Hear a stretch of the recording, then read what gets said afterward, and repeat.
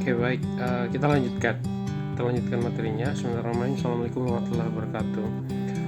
Jadi menarik ya, kemarin kita sudah diskusi banyak tentang perspektif metode penelitian ini dan akhirnya berkembang ke seperti apa teman-teman ingin melihat seperti apa prinsip umum tentang metode kualitatif ini. Jadi setiap metode itu punya prinsip.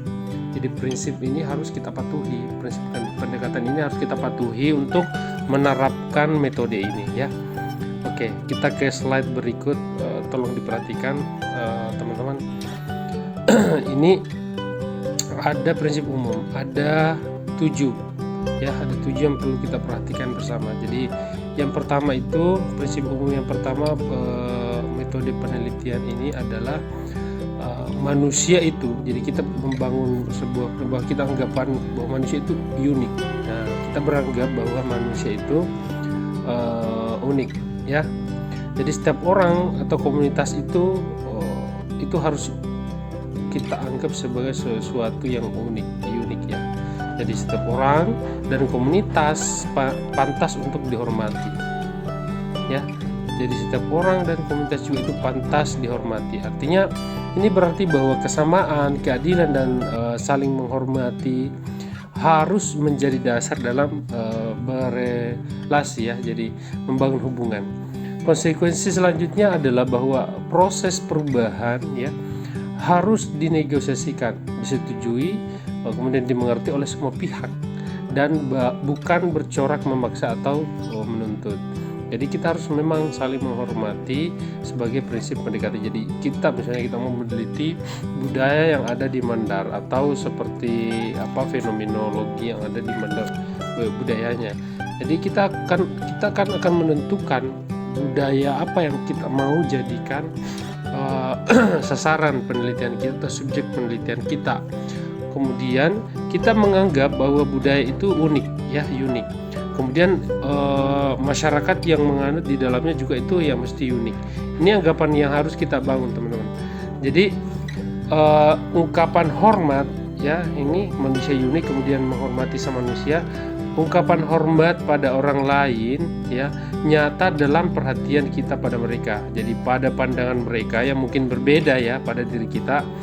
Jadi pada dunianya dan juga terlibat dengan mereka secara penuh. Jadi kita lihat interaksi itu akan terjadi di tengah-tengah ketika kita sudah berhadapan dengan mereka. Ketika kita mau melihat budayanya, fenomena sosialnya, bagaimana ekonominya, dan lain sebagainya ya. Kemudian perubahan itu juga ya yang dibuat haruslah terlihat atau melihat kepentingan orang. Jadi terpusat pada orang yang masing-masing unik ini ya dan punya kepentingan sendiri. Jadi maksudnya apa? Emosi misalnya, rasa misalnya, dan keinginan itu harus dianggap sebagai hal yang alamiah. Jadi inilah yang disebut bahwa manusia itu dan unik dan kita harus menghargai keunikan itu. Nah, kemudian manusia juga itu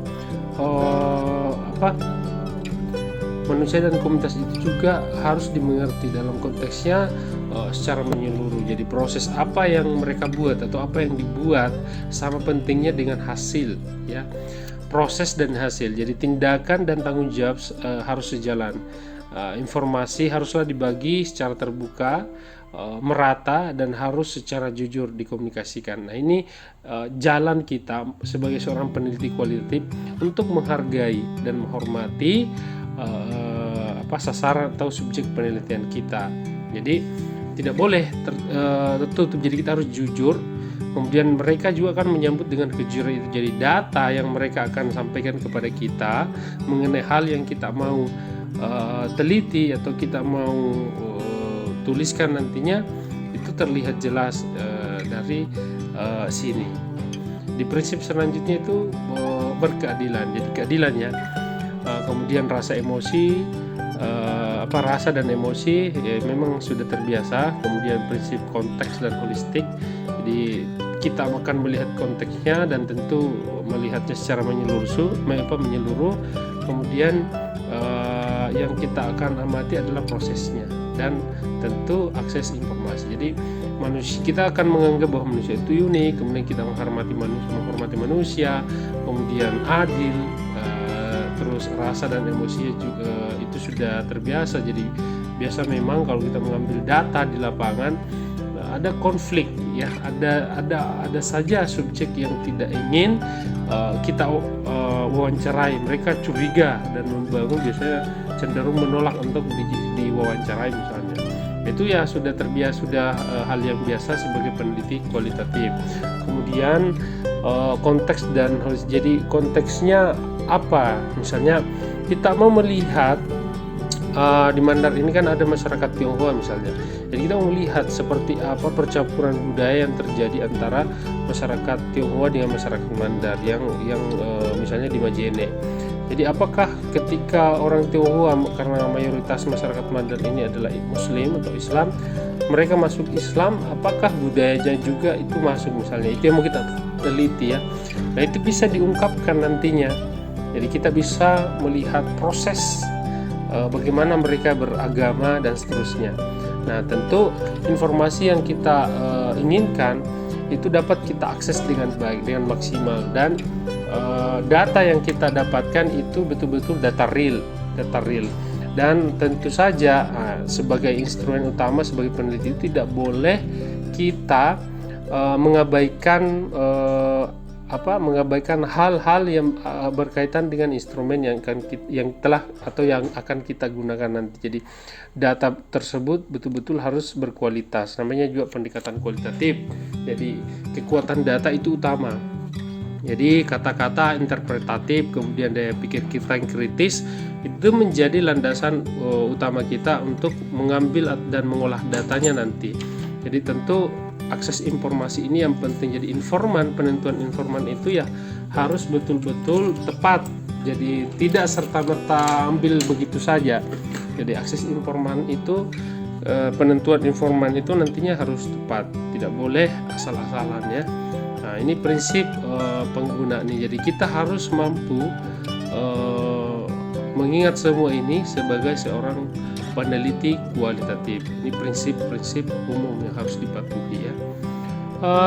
Selanjutnya kita mau lihat ya, ada satu pendapat bahwa ini ya menurut Jacob. Jadi tadi itu mungkin kemarin sampai ini yang tadi adalah Craswell, dan ini tentang Jacob atau Jacob ya, entah cara bacanya namanya ini ya. Ini menurut Jacob itu memaparkan ini ada 6 juga ya, ada 6 jenis metode kualitatif. Nah ini yang ada tadi. Jadi sebelumnya ada Craswell, sekarang ada Jacob. Jadi Jacob mau lihat ada juga 6 metode kualitatif. Yang pertama itu etnologi kemanusiaan atau human ethnology. Jadi human ethnology ini adalah satu metode kualitatif yang bertujuan mempelajari perilaku manusia dalam kondisinya yang alamiah ya, maaf salah ketik. Jadi bagaimana Yakub ini melihat bahwa human ethnology itu satu metode kualitatif yang memang tujuannya untuk mempelajari perilaku manusia dalam kondisinya yang alamiah. Jadi ada satu keyakinan di sini yang dibangun atau yang menjadi dasar bahwa perilaku manusia itu selalu berkembang dan dinamis. Nah, jadi kita butuh pandangan yang alamiah menurut Jacob ini. Jadi kalau dia berkembang dinamis, ya pokoknya diungkapkan apa adanya, Jadi jangan ditambahkan atau misalnya dimanipulasi seperti itu. Pokoknya dia butuh kondisi manusia itu secara alamiah. Jadi ingat materi sebelumnya kan, bahwa yang kita butuhkan memang manusianya, karena manusia inilah yang memberikan data yang dimaksud adalah berupa pikiran, pendapat ya, dan seterusnya. Kemudian kondisi dinamis ini tentu disebabkan oleh tempat dan lingkungan di mana manusia itu berada, kemudian berubah dan berkembang. Jadi lingkungan yang berubah memberikan dampak kepada manusia, dan begitu juga manusia ya yang berubah akan menyebabkan lingkungan itu pun berubah. Jadi teori ini manusia yang mempengaruhi lingkungan atau lingkungan yang mempengaruhi manusia, sama dengan teori bahasanya kayak mempengaruhi lingkungannya atau lingkungan yang mempengaruhi bahasanya. Tapi ini perlu diyakini bahwa ada perilaku yang dibawa sejak lahir. Ada perilaku yang dibawa sejak lahir, jadi perilaku itu akan selalu menetap dan tidak terpengaruh oleh perubahan-perubahan yang ada di sekitarnya. Jadi ini yang membawa karakteristik bahwa anggapan sebelumnya manusia itu memang unik ya. Jadi itu dibawa sejak lahir.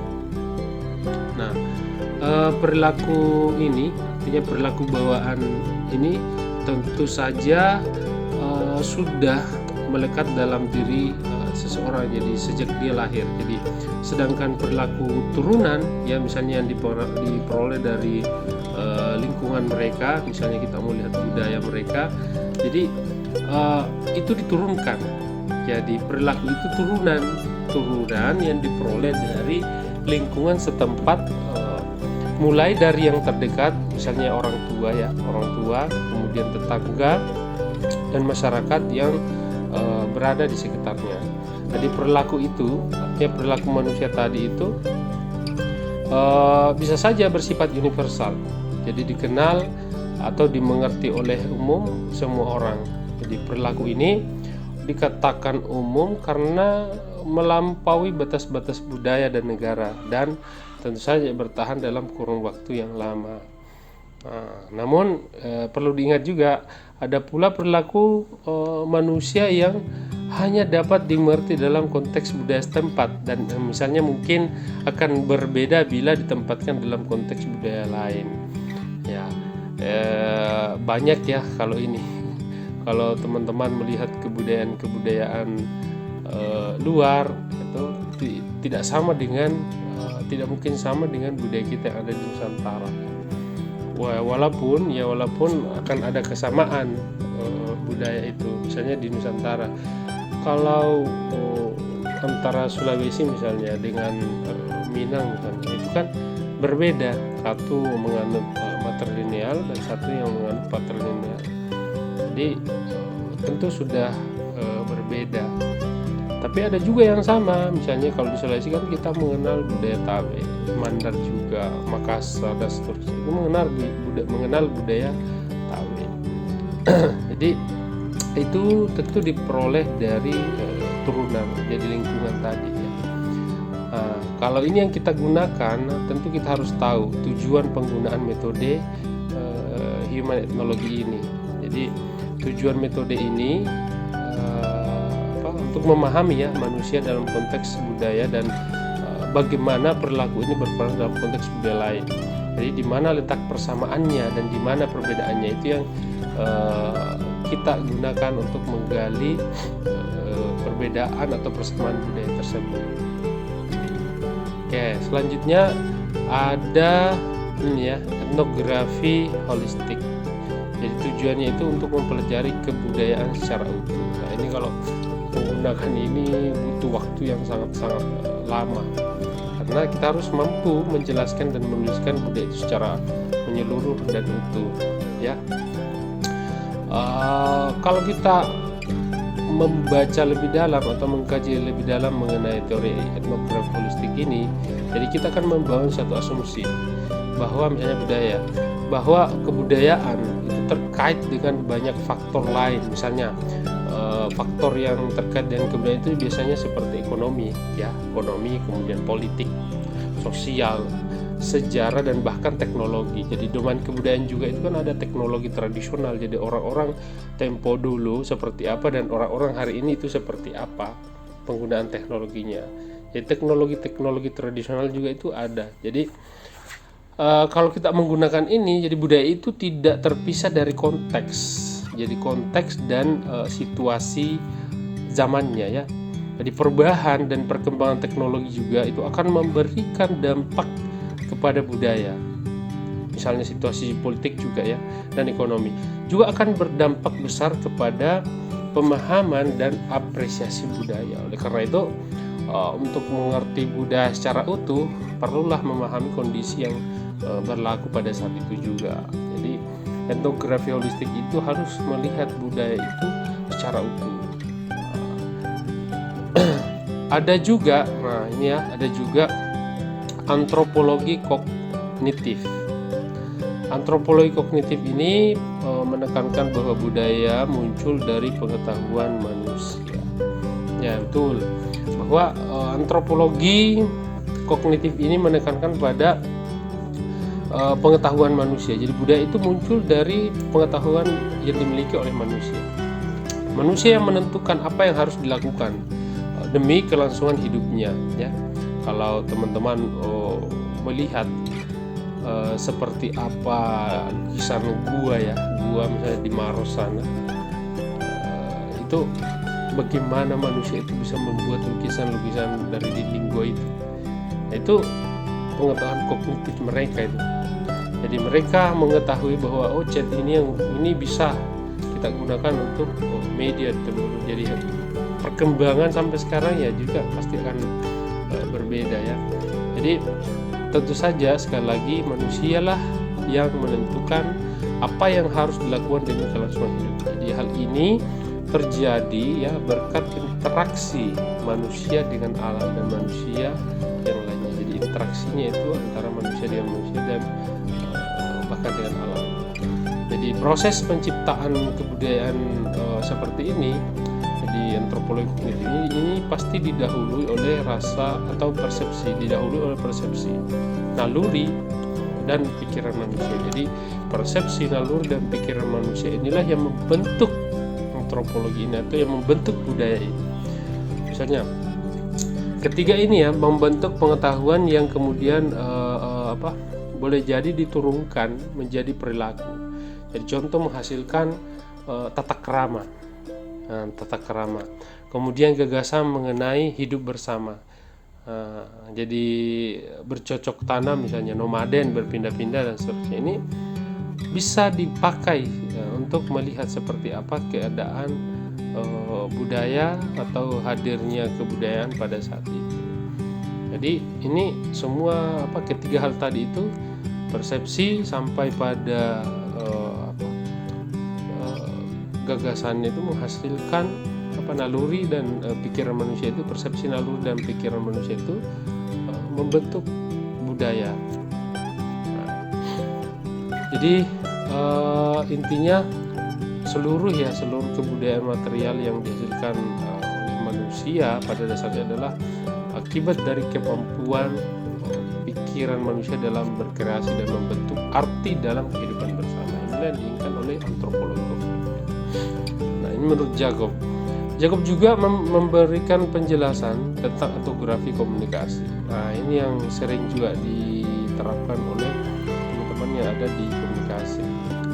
Jadi etnografi komunikasi ini berasumsi bahwa pada dasarnya manusia menemukan diri berbeda dari yang lain. Jadi menemukan dirinya berbeda dengan yang lain. Artinya perbedaan ini yang menandai adalah misalnya perbedaan status ya, kemudian umur, pendidikan, apalagi ya, pengalaman mungkin, latar belakang, etnik, misalnya jenis kelamin, tentu lingkungan, agama, dan seterusnya. Jadi perbedaan ini kelihatan jelas dalam penggunaan bahasanya. Nah, kalau beda umur pasti beda bahasanya kan, beda status pasti beda bahasanya. Beda pendidikan tidak mungkin sama dengan yang tidak berpendidikan bahasa. Nah, ini yang menandai bahwa komunikasi seseorang juga ditentukan oleh ini. Jadi kita bisa melihat fenomena manusia yang ada di masyarakat berdasarkan perbedaan-perbedaan tadi. Jadi orang yang memiliki latar belakang etnik yang sama ya, itu akan menggunakan bahasa yang sama. Tapi itu kalau dialek. Tapi kalau adiolek yang melekat pada dirinya, tentu ada ciri yang membedakan dengan bahasa antar individu yang lain.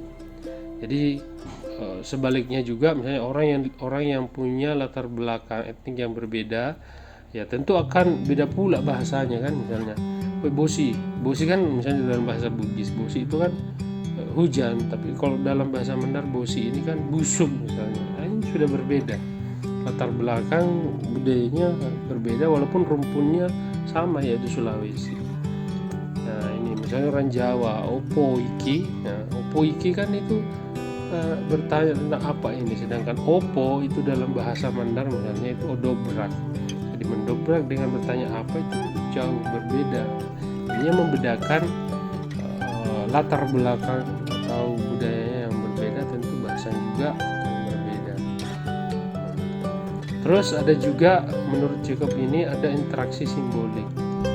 Interaksi simbolik itu memulai penegasannya bahwa interaksi sosial adalah sebenarnya interaksi simbolik. Jadi interaksi simbolik ini berusaha melihat ya bagaimana itu relasi antara satu dengan yang lain. Jadi manusia itu selalu menggunakan simbol-simbol yang dapat dimengerti oleh orang lain. Jadi metode ini digunakan untuk mencari pemahaman makna dari simbol-simbol yang dipakai dalam interaksi sosial.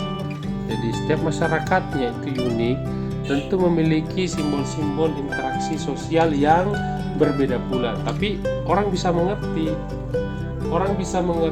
sesuatu interaksi sosial itu seperti apa. Jadi yang disampaikan simbol-simbol inilah yang ditangkap dan berusaha untuk diinterpretasi nantinya. Jadi ketika kita mampu memaknai simbol-simbol itu, tentu data yang dihasilkan juga akan bagus pula. Jadi prinsip pendekatan ini tentu ditambahkan dengan teori-teori tentang simbolis yang lain. Jadi pendekatan simbolisme yang lain tentu bisa dipakai di sini. Nah, yang terakhir adalah psikologi lingkungan. Jadi psikologi lingkungan terakhir Jacob ini, metode psikologi lingkungan ini metode yang digunakan untuk mempelajari hubungan perilaku manusia dengan lingkungan fisiknya. Jadi perilaku manusia ini bagaimana dengan lingkungan fisiknya. Jadi kita menyadari ya bahwa manusia itu berperan dalam mengubah lingkungannya, seperti yang asumsinya tadi.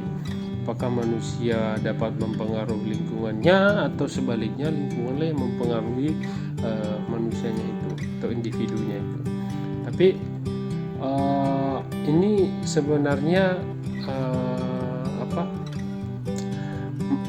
orang yang menerapkan ini atau yang meneliti, yang menggunakan psikologi lingkungan ini tentu memberikan dasar pemikiran bahwa lingkungan turut itu mempengaruhi dan merubah manusia. Jadi perilaku, sikap, kemudian cara berpikir manusia itu sangat bergantung pada bergantung dari lingkungan di mana mereka berada.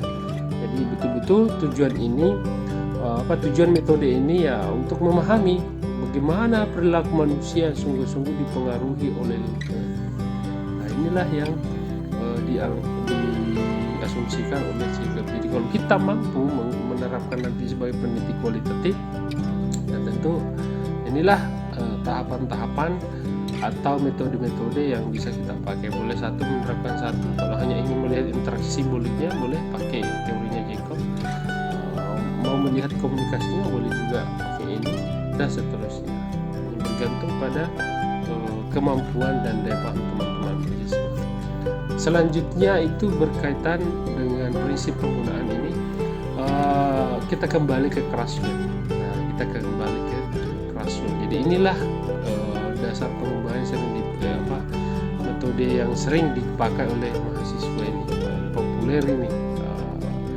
Beberapa bulan terakhir ini banyak mahasiswa ini menggunakan ini kalau meneliti kualitatif ya. Krassfeld itu membagi ke dalam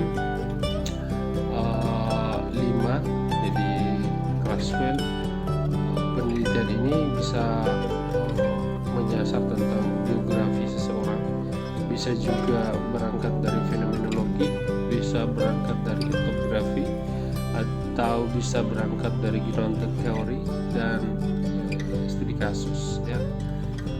Ini yang sering digunakan, tapi rata-rata mahasiswa yang hari ini banyak-banyak menggunakan ini, fenomenologi.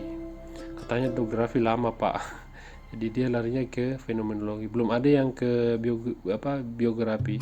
Paling tidak ini yang dipakai, fenomenologi dan studi kasus.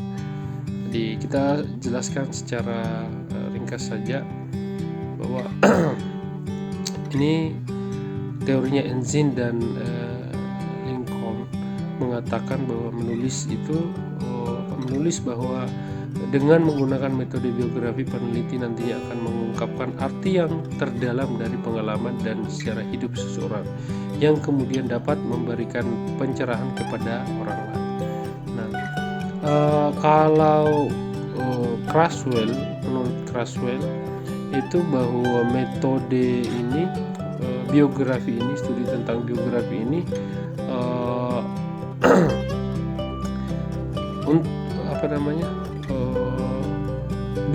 bisa digunakan dalam meneliti sejarah. Jadi kita mau menulis tentang biografi seseorang, apa yang mereka lakukan atau apa individu itu lakukan, seperti apa penokohannya, apa yang sudah dilalui, apa prestasinya sampai mengubah orang-orang yang ada di sekitarnya.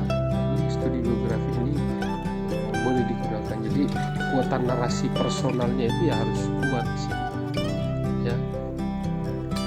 Jadi metode ini bagaimana tadi mengungkapkan arti yang mendalam dari pengalaman dan sejarah hidup seseorang.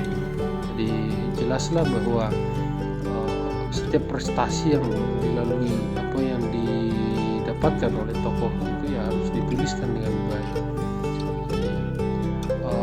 Biografi ini, metode biografi ini juga adalah suatu metode ya penelitian yang berusaha menghadirkan sejarah kehidupan seseorang serta manfaatnya bagi pembaca. Jadi asumsi dasar metode ini memang adalah pengalaman setiap manusia yang selalu punya atau yang memiliki arti khusus.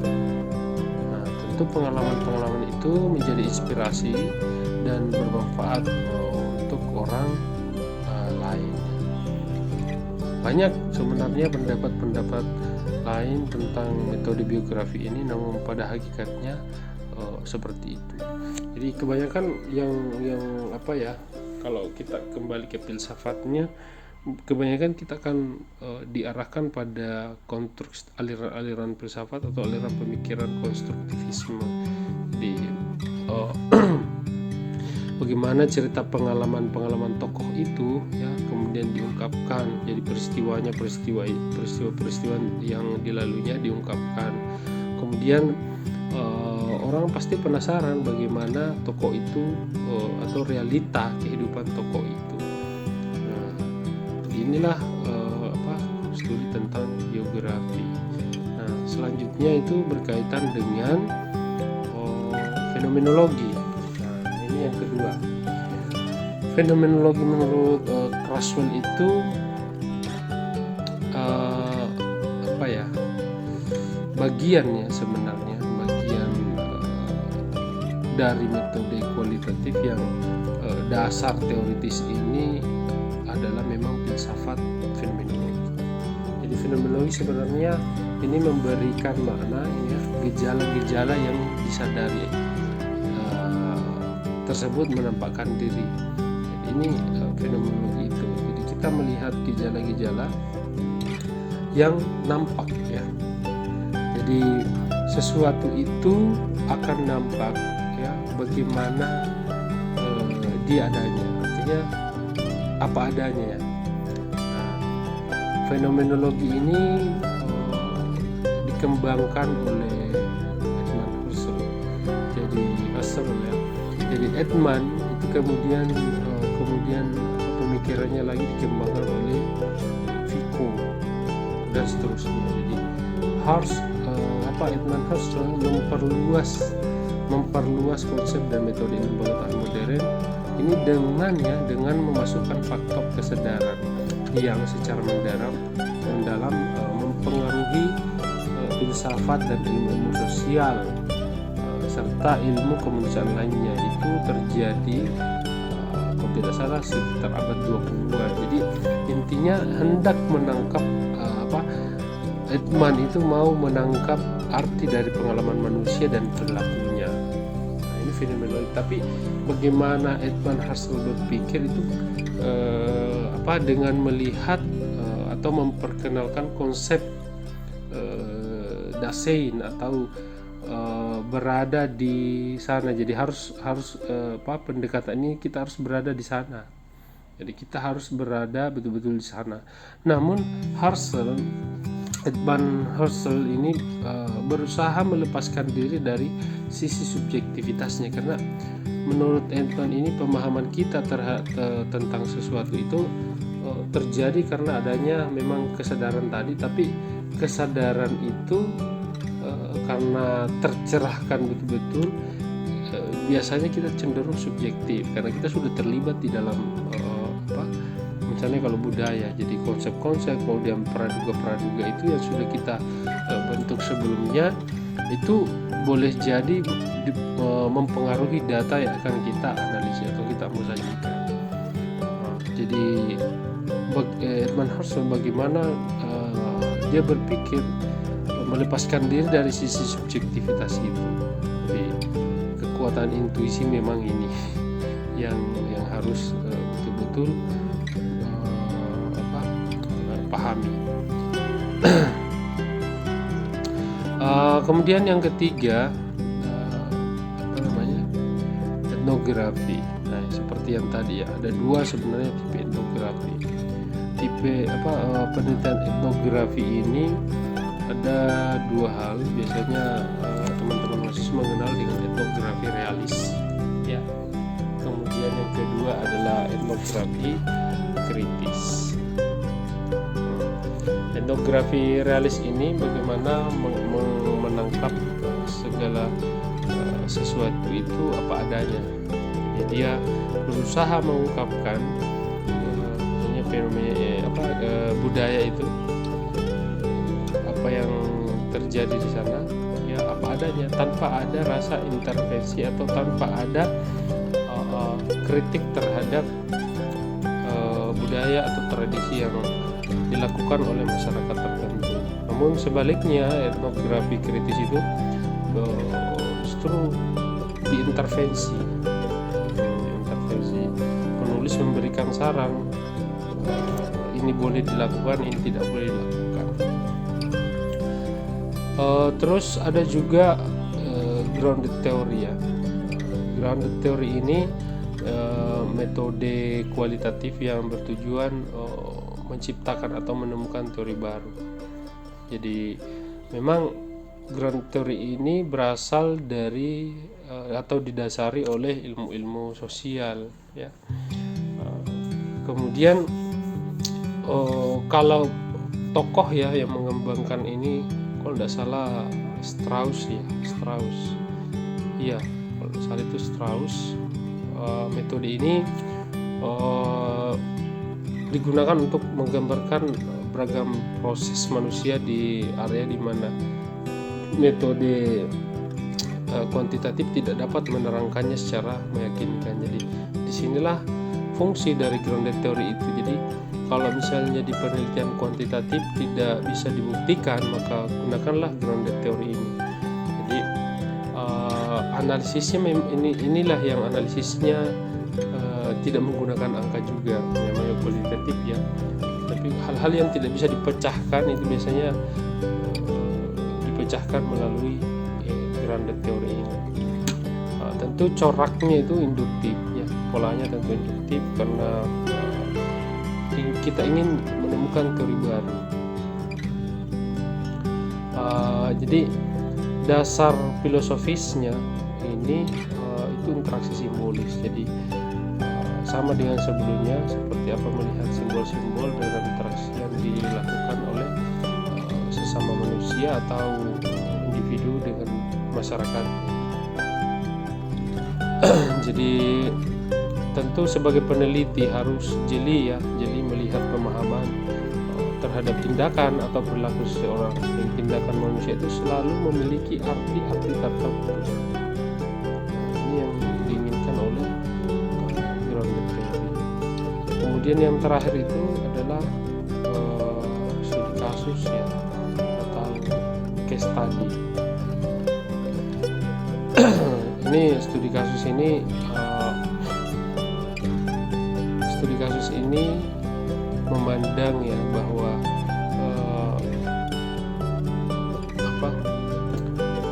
eksplorasi dari sistem-sistem yang terkait atau kasus. Jadi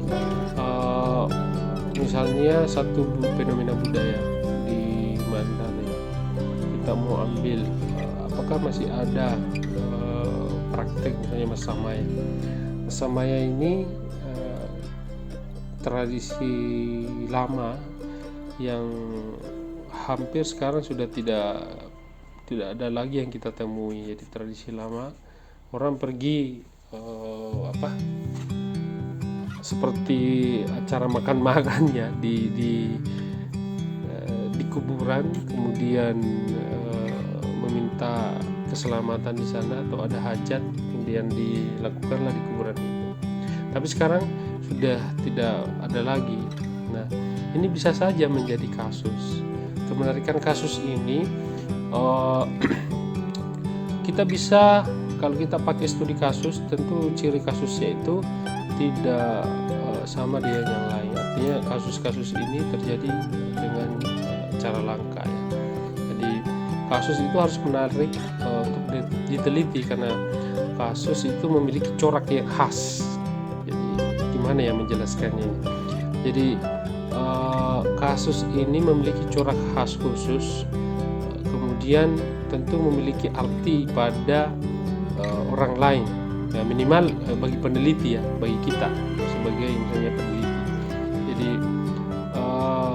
studi kasus ini itu khusus sekali, jadi tentang kekhususan dan kompleksitas satu kasus tunggal ya, dan berusaha untuk kita harus mengerti kasus itu dalam konteksnya, kemudian dalam situasinya dan waktu tertentu. Jadi metode studi kasus itu peneliti diharapkan menangkap bagaimana kasus itu bisa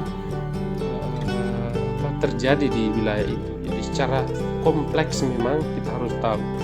Jadi tapi tidak boleh kasusnya banyak. Artinya studi kasus ini harus tunggal. Keunikan dari kasus ini harus tunggal, tidak biasanya itu berbeda dengan yang lainnya. Nah, disinilah studi kasus itu bisa diterapkan karena kita dapat meneliti secara mendalam, mengkaji secara mendalam bagaimana kasus itu. Jadi kasus itu akan menjadi unik.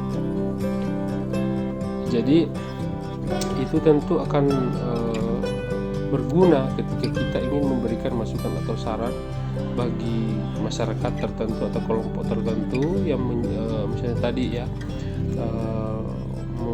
mengalami atau memberikan fenomena kasus yang unik. Jadi melalui penelitian kita bisa memberikan saran bahwa misalnya ini boleh, ini tidak boleh ya. Jadi studi kasus ini tentu tidak hanya dapat membantu peneliti ya untuk misalnya mengadakan studi mendalam tentang apakah perorangan, kelompok, kemudian program, bahkan organisasi, budaya, agama ya dan seterusnya. Tentu pemahaman kasus yang tadi itu juga akan membantu masyarakatnya. Jadi masalah itu bisa diselesaikan dengan mengungkap tadi penyebabnya, akar masalahnya, kemudian sampai pada solusinya. Muatannya tentu dideskripsikan secara logis berdasarkan keunikan kasus itu. Jadi sebenarnya banyak sebenarnya yang teman-teman bisa ambil contoh-contoh kasus yang unik yang tentu berbeda dengan wilayah-wilayah lain. Nah, kita bahas keunggulan metode kualitatif ini. Data kualitatif ya, datanya itu sangat mendasar karena berdasarkan fakta, peristiwa dan realita. Oke, yang kedua pembahasannya mendalam dan terpusat karena datanya digali secara mendalam. Betul. Yang ketiga, terbuka pada lebih dari satu pandangan dalam hal ini pandangan dan informasi dari partisipan. Kemudian realistis dan dapat mengetahui secara mendalam. Inilah kelima keunggulan metode kualitatif. Teman-teman mungkin sudah membaca seperti apa metode kuantitatif, berbicara angka dan sederhana, eksperimen dan seterusnya. Memang kualitatif ini intinya adalah kita yang yang menjadi instrumen kunci. Melihat dari dua pembahasan tadi, slide tadi ini, kita bisa melihat bahwa metode kualitatif ini memiliki beberapa sifat khasnya, yaitu penekanan pada lingkungan yang alamiah, kemudian induktif, fleksibel, pengalamannya langsung, kemudian kedalamannya, orientasi memang proses, kemudian melihat atau menangkap arti, ya harus melihat secara keseluruhan, kemudian tentu partisipasi aktif dari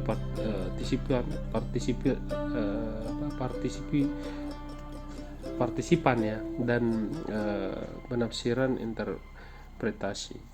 Jadi ini yang menjadi kesimpulan dari metode kualitatif ini. Jadi teman-teman harus memahami bahwa kualitatif ini memang rumit, tidak sesederhana pikiran kita, karena kualitas data kita ditentukan oleh kita, kemudian sisi subjektivitas itu cenderung lebih tinggi daripada sisi objektivitas. Jadi bagaimana usaha kita nantinya ketika kita menerapkan metode ini, kita harus mampu mengendalikan diri kita agar tidak melibatkan diri dalam studi yang kita teliti itu sangat subjektif. Ya, kalau mau mengkaji lebih dalam ada Kraswell dan itu tadi Russell, itu lumayan untuk dikaji bagaimana prinsip pemikiran mereka terhadap penerapan metode kualitatif dalam penelitian kualitatif. Mungkin hari ini cukup sampai di sini. Kita diskusi sebentar di link yang sudah saya bagikan. Teman-teman mahasiswa boleh masuk ke room itu. Jangan lupa isi absennya. Cukup sekian, kita tanya jawabnya di sebelah. Sekian, terima kasih. Assalamualaikum warahmatullahi wabarakatuh.